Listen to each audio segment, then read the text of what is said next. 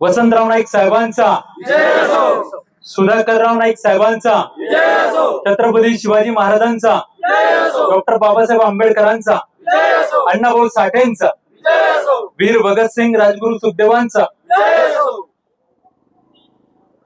साखरा तालुका दिग्रस जिल्हा यवतमाळ या कापूस उत्पादक मातीमध्ये येण्याचं भाग्य लाभलं. खऱ्या अर्थाने या ठिकाणी जमलेल्या सर्व गावकऱ्यांच्या वतीनं, तुम्हा सर्व गावकऱ्यांचं उपोषणकर्त्याच्या वतीनं आभार व्यक्त करतो. तुमच्या गावचे काही सहकारी मित्र आले होते माननीय दुर्गा चव्हाण यांच्याकडे आणि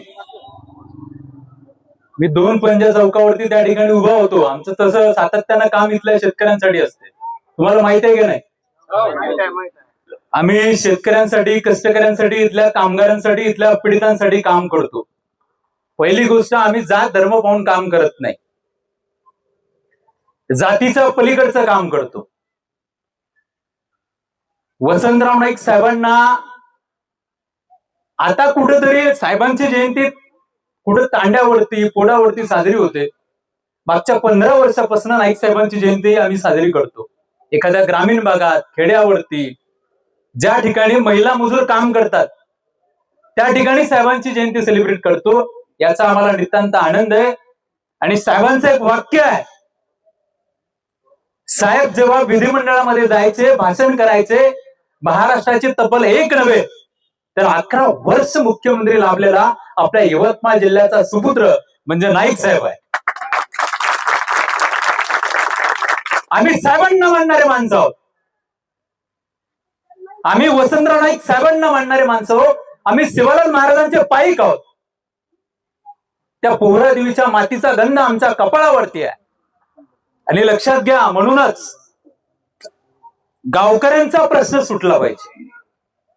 प्रशासन अत्यंत निगरगट्ट गेंड्याच्या कातडीसारखं झालेलं आहे. मग ते ग्रामसेवक असतील, लोकप्रतिनिधी असतील तुमच्या गावचे, आपण साधे आणि सिंपल प्रश्न समजून घेतले पाहिजे. मागच्या 7 दिवसापासून हे विशालभाऊ चव्हाण बरोबर आहे उपोषणासाठी बसलेले आहेत.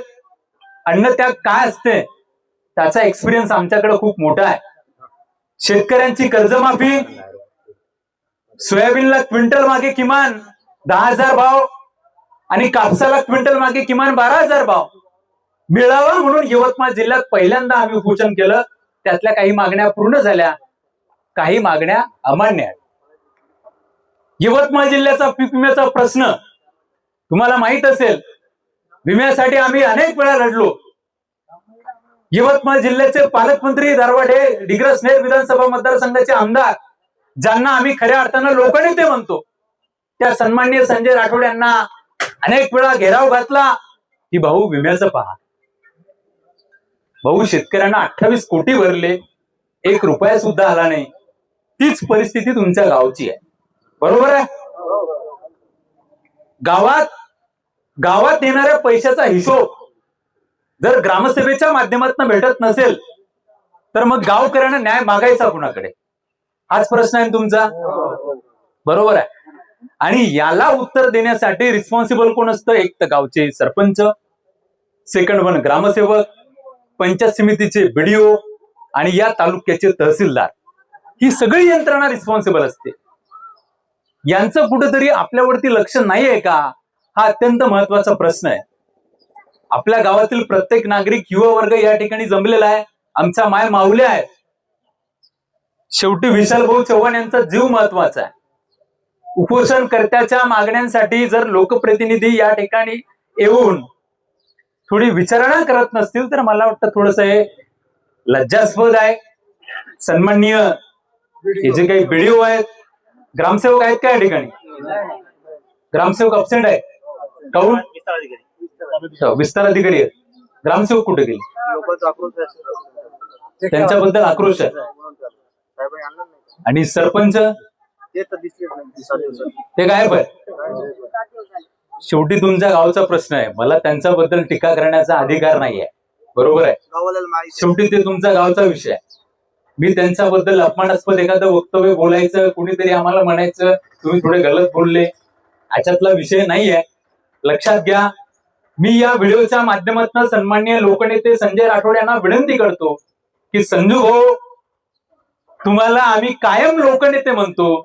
तुम्ही आमच्या या मतदारसंघाचे खऱ्या अर्थानं मायबाप आहेत की नाही? संजू भाऊ, तुमचे या मतदारसंघाचे मायबाप आहेत की नाही? तुम्ही जोरात बोला. संजू भाऊ पर्यंत आवाज गेला पाहिजे की नाही? लोकनेत्याला विनंती आहे की भाऊ, उपोषणकर्त्याला तुम्ही भेट दिली पाहिजे, या गावकऱ्यांच्या समस्या समजून घेतल्या पाहिजे. इलेक्शनच्या काळात यायचं, हवेतल्या गोळ्या मारायच्या, ही जर पद्धत तुम्ही या ठिकाणी ठेवणार असाल तर खऱ्या अर्थानं एकंदर या गावकऱ्यांवरती, आपल्या अत्यंत सामान्य समाजावरती होणारा मोठा अन्याय आहे.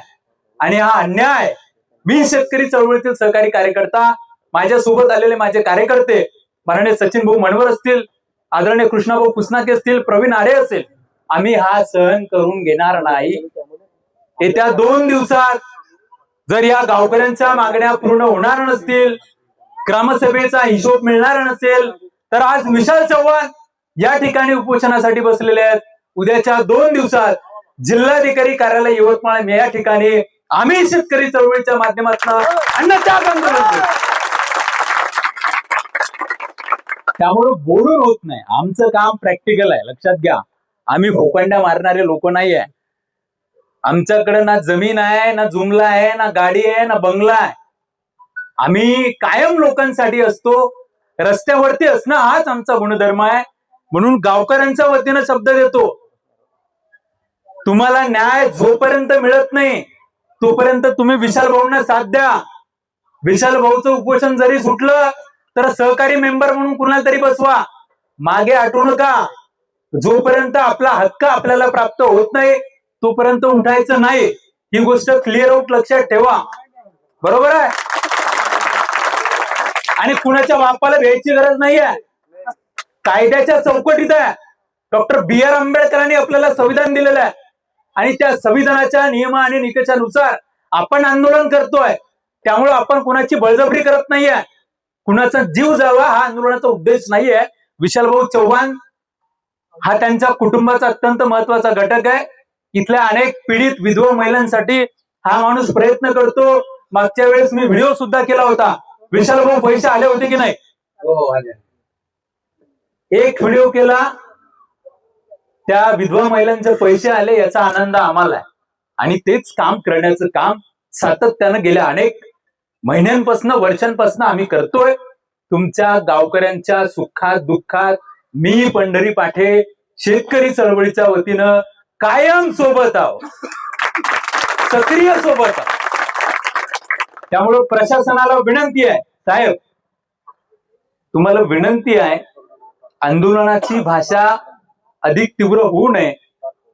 कॉन्स्टिट्यूशनल पद्धतीनं गावकऱ्यांना त्यांचा न्याय मिळावा याच्या हक्कासाठी आपण सुद्धा सक्रियपणे यांना कॉपरेशन केलं पाहिजे. उडवा उडवीचे उत्तर देऊन जर तुम्ही टाळाटाळ करण्याचा प्रयत्न करत असाल तर याचा चुकीचा इम्पॅक्ट आज नाही उद्या तुम्हाला भोगावा लागेल. शेवटी कर्मचारी हा गावाच्या विकासाचा केंद्रबिंदू असतो. मग ते सरपंच असो, ते ग्रामसेवक असो, BDO असो किंवा तहसीलदार असो.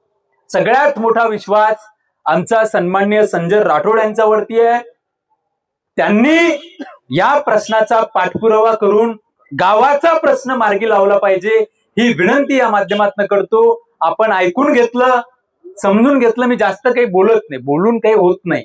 करावं लागते काम, काम करणं महत्वाचं आहे.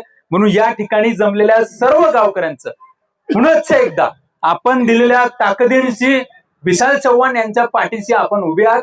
आणि जी लोक यवतमाळला आली होती त्यांची नावं मला माहित नाहीत, पण त्या सर्व सहकाऱ्यांसाठी तुम्ही एकदा टाळ्या वाजवा. त्यांनी आम्हाला इथपर्यंत घेऊन आले म्हणून आम्ही तुमच्या गावात पोहोचलो.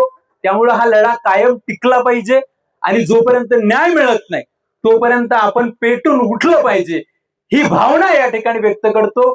तुम्हा सर्वांचे मायबाप मनापासून आभार मानतो. आमची लायकी काहीच नाहीये, फक्त तुमच्या सारख्या लोकांचं प्रेम आहे, ताकद आहे, पाठिंबा आहे, एनर्जी आहे. म्हणून आम्ही लोकांसाठी काम करतोय आणि हा लढा अजून तीव्र पद्धतीने वाढला पाहिजे. शेतकरी, कष्टकरी, या गावातला धारकरी कुठल्याही समाजाचा असो, कुठल्याही जातीचा, धर्माचा असो, एकजुटीनं राहायला पाहिजे. ही भावना तुम्हा सर्वांच्या समोर व्यक्त करतो. थांबतो. जय जिजाऊ, जय शिवराय, जय ज्योती, जय भीम, जय शिवराय, जय बिरसा.